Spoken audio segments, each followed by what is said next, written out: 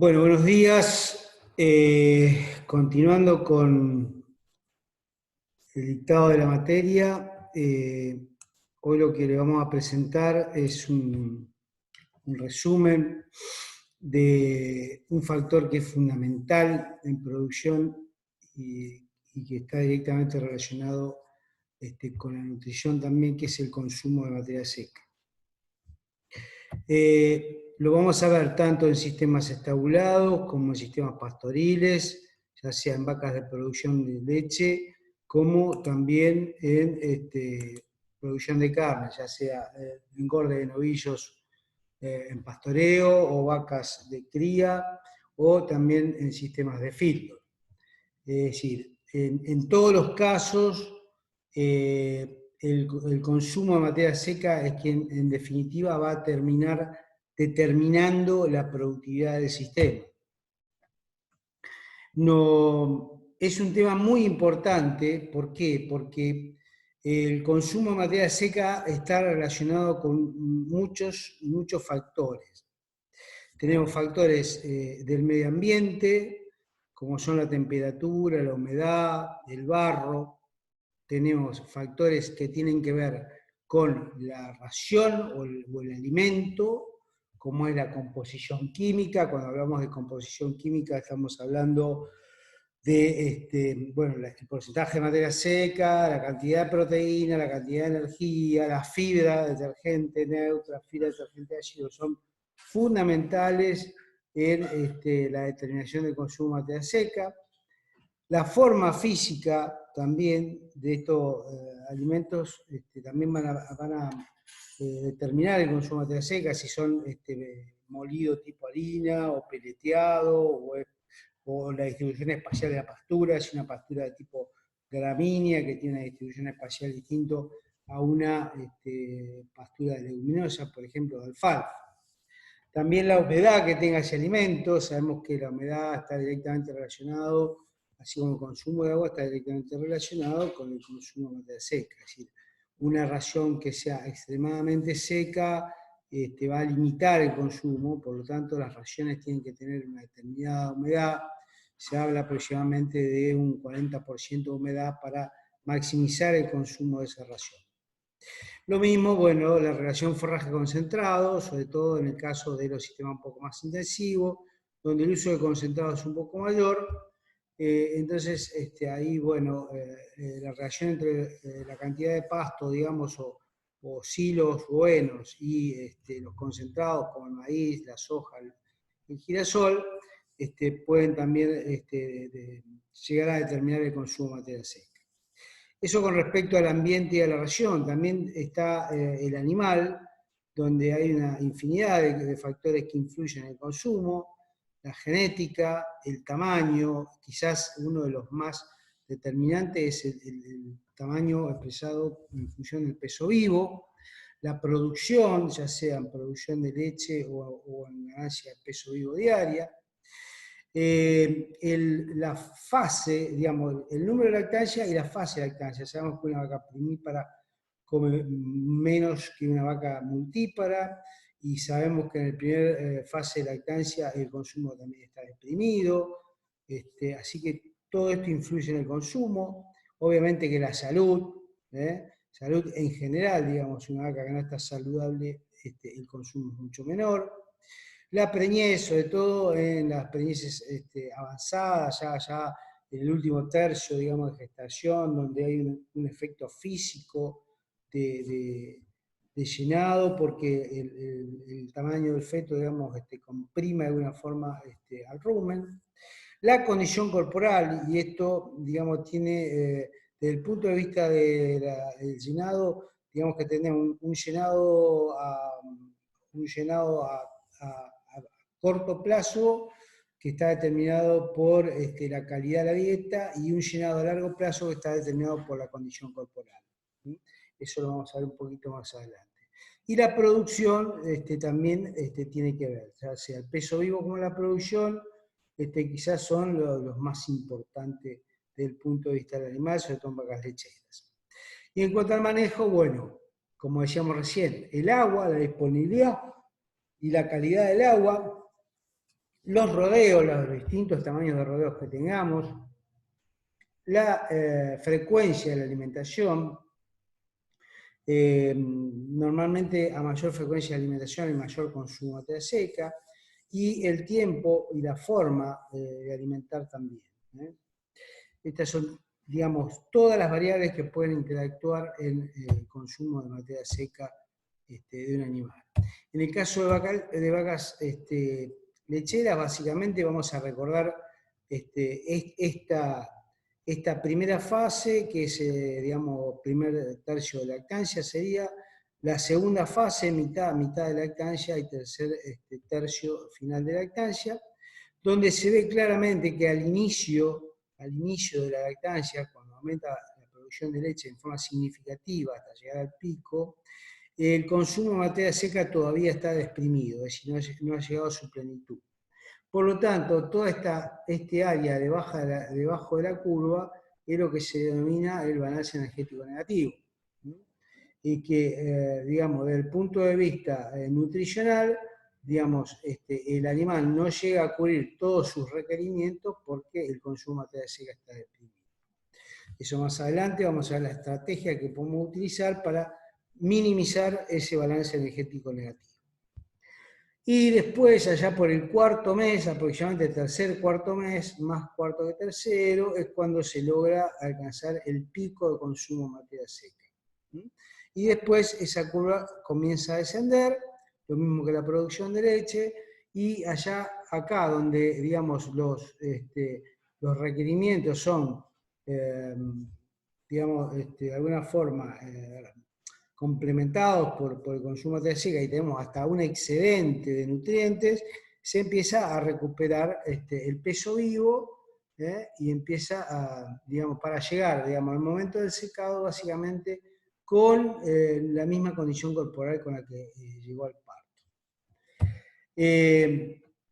También el consumo de materia seca está directamente relacionado con la calidad del forraje, y eso hacemos hincapié en esto de la calidad del forraje, porque en general en Argentina todavía el uso de forraje sigue siendo una proporción alta en las dietas, ya sea forrajes en pie como forrajes conservados, y por eso esto está directamente relacionado con la calidad del forraje. Si medimos la calidad de forraje en función del contenido de FDN, vemos cómo los forrajes de alta calidad, con 40% de FDN o menos, tienen consumos de materia seca muy alto.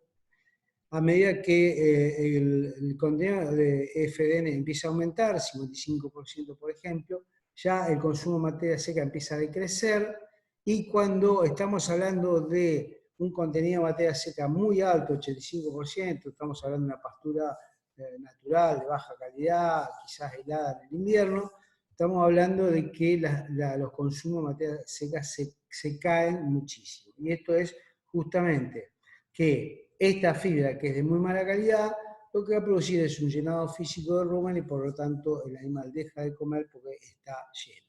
Tiene un llenado físico. La otra cuestión que tenemos que tener en cuenta, muy especialmente en nuestra zona, sobre todo, es lo que hace el estrés por calor, ¿no? Ustedes saben que el estrés por calor es una conjunción de temperatura y humedad, y donde a veces con 25 grados de temperatura, pero con un 50% de humedad relativa, ya estamos hablando de que la vaca está estresada. Y lo primero que la vaca lo primero que hace, digamos, cuando está estresada, es dejar de comer.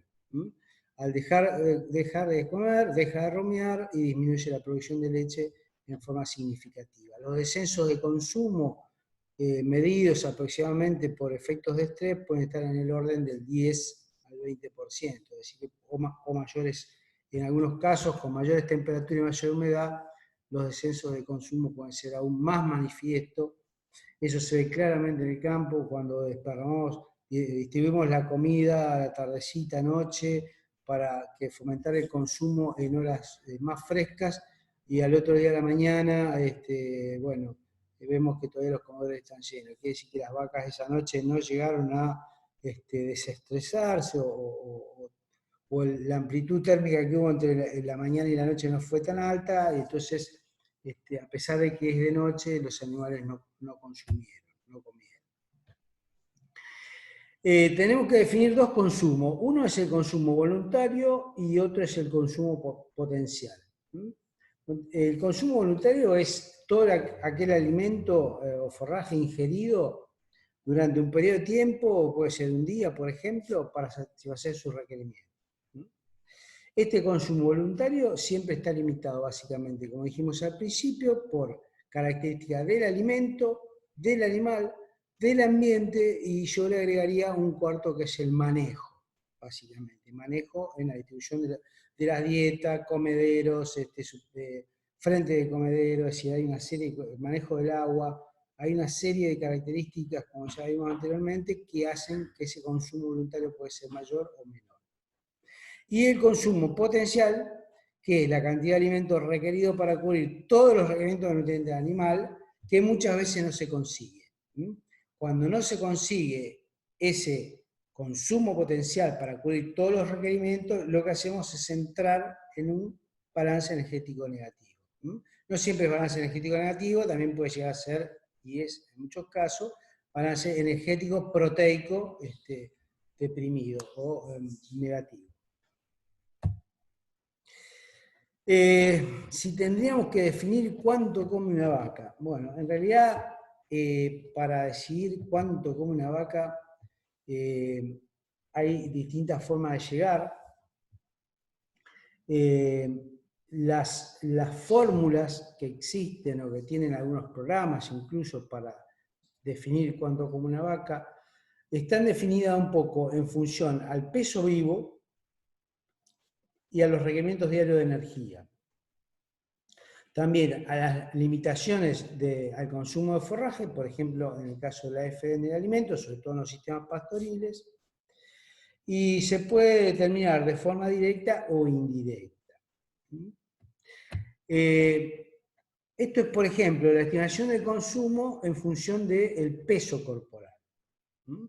Y hay una formulita que dice que los kilogramos de materia seca que puede consumir una vaca por día, o un novillo, en kilos por día, está determinado por el peso vivo y por un porcentaje de ese peso vivo. Acá tienen un ejemplo, una vaca que pesa un novillo de 600 kilos, que puede llegar a comer un 3% del peso vivo. Estamos hablando que el consumo estimado sería de aproximadamente unos 18 kilos de materia seca. Tengan presente que 18 kilos de materia seca no siempre es lo mismo. Depende de la calidad de esta materia seca, que puedan ser 18, puedan ser 16 o puedan ser 20. Es decir, en función de que esta materia seca tenga mayor digestibilidad, el consumo va a ser mayor.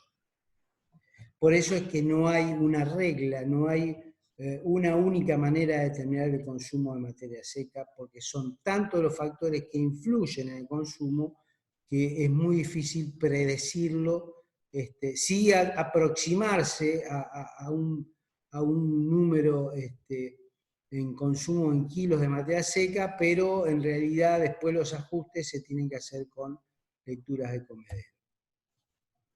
Acá hay otra fórmula de consumo de materia seca en función del peso vivo y también en función de la producción de leche, que también para producir 1 litro de leche, digamos, los requerimientos que tiene van a depender de un poco de los sólidos de la leche. Porque acuérdense que más o menos la leche tiene un 12,5% de sólidos, el resto es agua, eso no tiene requerimientos básicamente, pero una leche que tenga más cantidad de grasa y de proteína va a tener más requerimientos de nutrientes para poder producirlo. Esto es un ejemplo de esta formulita, que sería el 2,2% del peso vivo de una vaca, más 0,2 kilos por kilos de leche producida. Entonces podríamos estimar que para una vaca de 600 kilos de peso vivo, 2,2 por 600 y por dividido 100 nos da 13,2 kilos. Más los requerimientos de producción, que es 0,2 kilos por la producción de leche, en este caso 40 litros, nos da 8 kilos más. En definitiva, esta formulita nos diría que esta vaca consumiría, o tendría un potencial de consumo de 21 kilos de materia seca por día.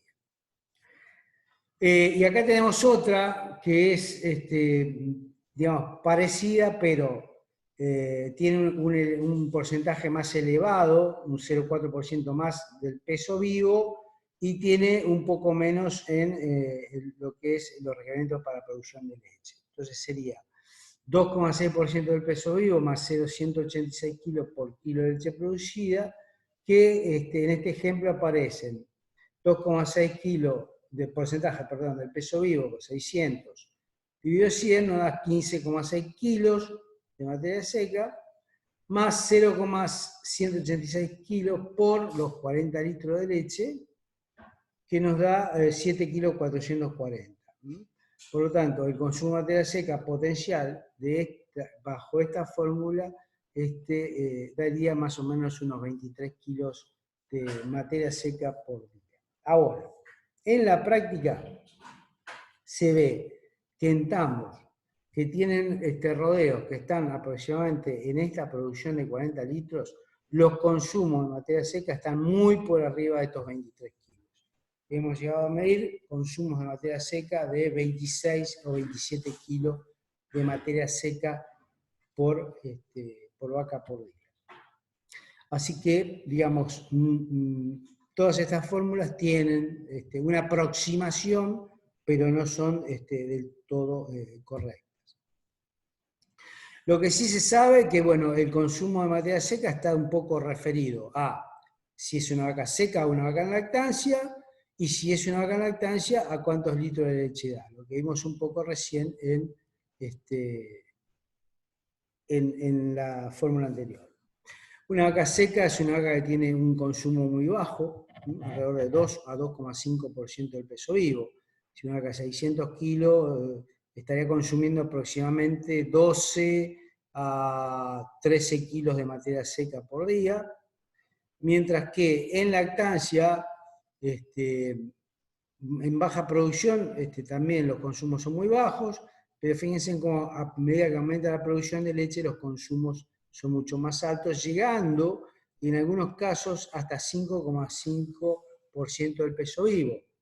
Si estamos hablando ahora de una vaca de 600 kilos, por el 5,5%, estamos hablando de aproximadamente 26 kilos de materia seca, que es un poco más cercano a la realidad y es un poco lo que hemos podido medir a campo. Es decir, que vacas de estos litrajes están consumiendo más o menos 26-27 kilos de materia seca. Este es otro, como vimos hoy, es otro de los factores que determinan el consumo de materia seca, que es la calidad del forraje. Un poco lo que vimos hoy. En función del porcentaje de FDN que tiene un forraje, cuando el FDN es muy bueno, digamos un porcentaje de FDN es muy bueno, 38% por ejemplo, los consumos potenciales están en el orden de 3,16% del peso vivo, mientras que cuando la cantidad o el porcentaje de FDN es muy malo, 50, 52, 54, los consumos de materia seca se caen a valores de 2 o 2,22% del peso corporal. Entonces, esta es una de las cuestiones que más hay que tener en cuenta cuando estamos hablando, sobre todo en sistemas donde el uso de la pastura tiene pastura, forrajes conservados, o en el caso de henos o de silo, donde la calidad del FDN determina el consumo de materia seca. También podríamos estimarlo en función del peso vivo en 3 vacas distintas y en función de la producción de leche, y esto es el porcentaje del peso vivo para cada uno de estos animales de acuerdo a la producción. Pero la cuestión es que a medida que aumenta la producción de leche y aumenta el peso vivo, siempre los porcentajes van a ser mayores. Acá tenemos, por ejemplo, los pesos vivos, la relación entre el peso vivo y la producción de los litros de leche al 4% de grasa, es decir, corregido al 4%, y distintos pesos vivos de los animales, 400, 500, 600, 700, y vemos lo mismo, digamos, ¿eh? Animales más livianos consumen menos, animales más pesados consumen más. Y de acuerdo a la producción, lo mismo. Esto estaría un poco relacionado con lo que vemos hoy, que era las etapas, digamos, si estaba en vaca seca o en vaca en lactancia. Acá tenemos la diferencia entre lo que es una vaca seca atrasada, digamos, que son los primeros 30 días los primeros 30 días después del secado, con consumos más o menos de 12 a 13 kilos. La vaca que se va digamos, adelantando, que es la vaca en preparto, unos 25 o 30 días al parto, ustedes saben que los consumos de materia seca empiezan a disminuir hasta llegar a valores la semana previa, la semana posterior al parto, a valores muy bajos, alrededor de 7, 8 kilos de materia seca, pero en realidad más o menos los consumos en preparto están alrededor de 11 a 12 kilos de materia seca. Y lo mismo en producción. Fíjense, vacas de 60 kilos de leche por día, más o menos estamos hablando de 29, 30 kilos de materia seca. Así que estos son, de alguna forma, valores un poco más cercanos a la realidad o a lo que pasa en el campo. Con respecto al control del consumo, hoy dijimos que había un control de consumo digamos, a corto plazo y un control de consumo a largo plazo. Cuando hablamos de control de consumo a corto plazo, estamos hablando un poco de la relación que hay entre la digestibilidad del alimento y el llenado. Y la bibliografía dice que cuando, digamos, el consumo se empieza a incrementar, a medida que aumenta la calidad del forraje, hasta llegar aproximadamente a un 67% de digestibilidad, donde se produce el quiebre del consumo. En este punto, ¿por qué? Porque en este punto, 67% de digestibilidad para abajo, sin menor digestibilidad, el llenado sería un llenado de tipo físico. Entra material de baja calidad, permanece más tiempo en el rumen, de alguna forma comprime el rumen, hay sensores, digamos, en la pared del rumen que indican que el animal está lleno y por lo tanto deja de comer. Y después de los 67% de digestibilidad hacia adelante, a medida que sigue aumentando la calidad del forraje, el llenado se hace tipo metabólico, es decir, hay metabolitos en sangre que empiezan a mandar señales al sistema nervioso central para indicar que el individuo está lleno. Ejemplo de esto en los bovinos, los más comunes son bueno, los ácidos grasos volátiles, sobre todo el ácido graso acético, sería uno de los indicadores más importantes en lo que hace el llenado metabólico. Así que, bueno, esto hay que tenerlo en cuenta en la medida que vamos a formular dietas, mantener determinada digestibilidad del alimento para producir más o menos. Ustedes saben que, digamos, si hacemos un llenado fisiológico, el consumo no es tan alto y por lo tanto la respuesta productiva va a ser menor. Si hacemos un llenado metabólico, obviamente que la respuesta productiva va a ser menor, va a ser mayor. En pastoreo, si tenemos que hablar de consumo en pastoreo, acá tenemos que hablar de dos cosas. Por un lado, las características del forraje y por el otro lado, las características de los animales. Vamos a empezar un poquito con la característica de los animales porque estuvimos hablando ya algo de eso, así que lo vamos a hacer más rápido. Uno es el comportamiento ingestivo. Otro es el físico, el llenado físico, y otro es el llenado metabólico. En cambio, el forraje como limitante de consumo va a depender de la cantidad, si es baja o si es alta, y de la calidad, si es baja o si es alta. Es decir, cuando el consumo va a ser determinante por el forraje, mayor consumo cuando la cantidad es alta y la calidad es alta. y cuándo va a deprimir consumo, cuando la calidad es baja y la calidad y la cantidad son bajas. Entonces, son los factores por ahí que hay que tener en cuenta cuando vamos a elegir los potreros a donde vamos a hacer pastorear las vacas o los novillos, que hay que tener en cuenta la cantidad y la calidad del forraje producido. Si sabemos que la cantidad es alta y la calidad es alta también, el llenado va a ser de tipo metabólico. En cambio, si la cantidad es baja y la calidad es baja también, el llenado va a ser físico, lo mismo que si la cantidad es alta pero la calidad es baja. ¿Okay? Así que con calidades tanto alta como baja, cuando la calidad es baja, el llenado siempre es físico. Y cuando independientemente de la cantidad, cuando la calidad es alta, el llenado es metabólico. ¿Okay? Recuerden siempre que todas las dudas que tengan tienen que anotarlas y en el próximo foro que lo vamos a hacer creo que el viernes que viene, ahí podemos discutir y sacarnos las dudas sobre este tema.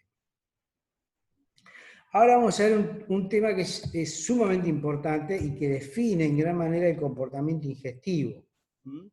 El comportamiento ingestivo del bovino está dado por tres factores que son la tasa de bocado, que está definido por los bocados por minuto que da, el peso del bocado, que son los gramos que levanta en cada bocado, y el tiempo de pastoreo, que es los minutos por día que se le permite pastorear. Esto cuando hacemos un pastoreo controlado, ya sea por boyero o porque retiramos la lana del potrero.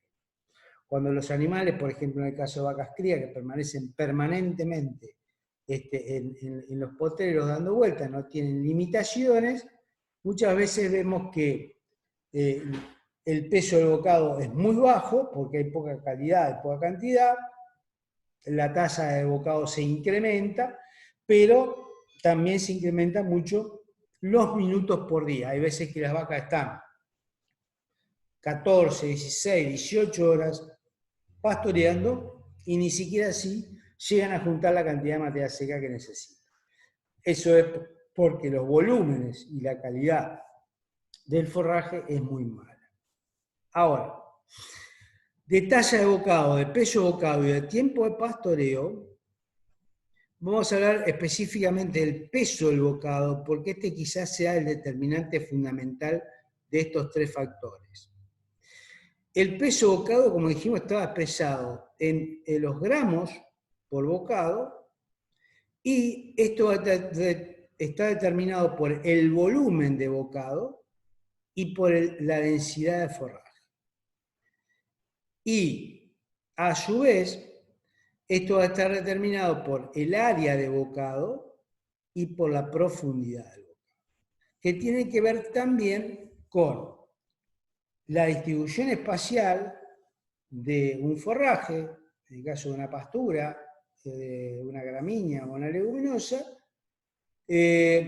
como así también tiene que ver con la presión de pastoreo.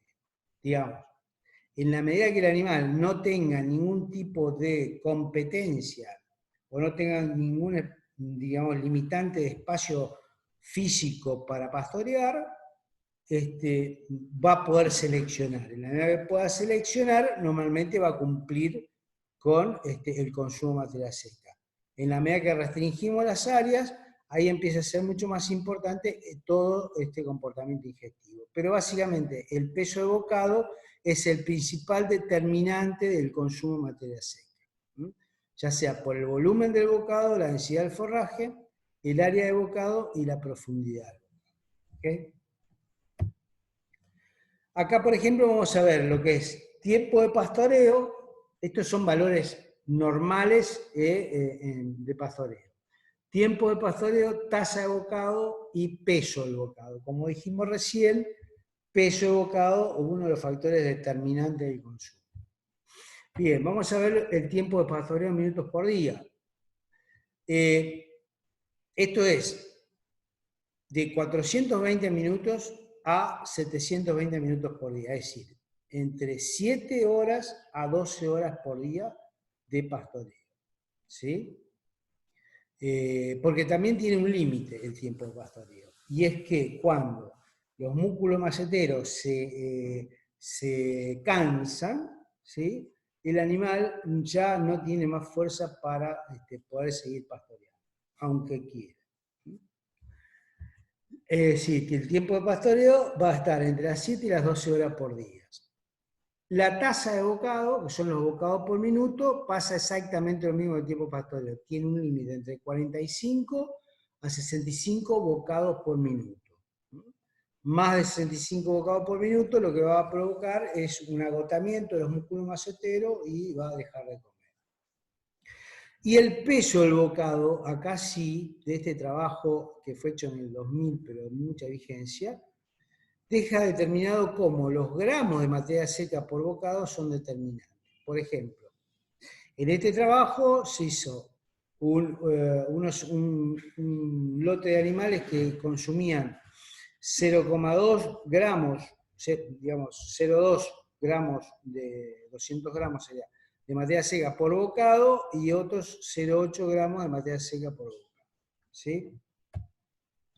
Y acá vamos a ver entonces cómo el peso del bocado, cómo determina en realidad la productividad.